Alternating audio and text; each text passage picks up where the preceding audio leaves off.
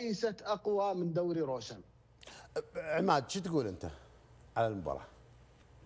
شوف، في بعض الأحيان تأخذها من جوانب فنية ممكن يكون الأهلي، وجوانب نفسية ممكن يكون الأهلي، بس فريق مو مستنزف لياقيا بس أنا باخذها من هذا الجانب، أنا باخذها من هذه الزاوية. إيه، فريق مستنزف.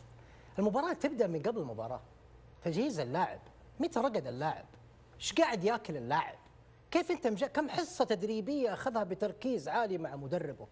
المباريات دائما الكبيره هاي تبدا ما قبل المباراه. بعدين هذه المباراه غريبه شويه، يعني انت في الشباك النظيفه الكلين شيت اليوم هم الفريقين الافضل.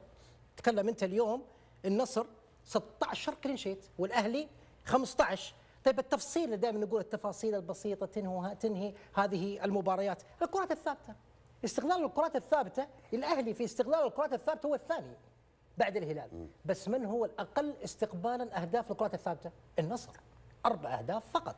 بالتالي المباراه صعبه بين الفريقين.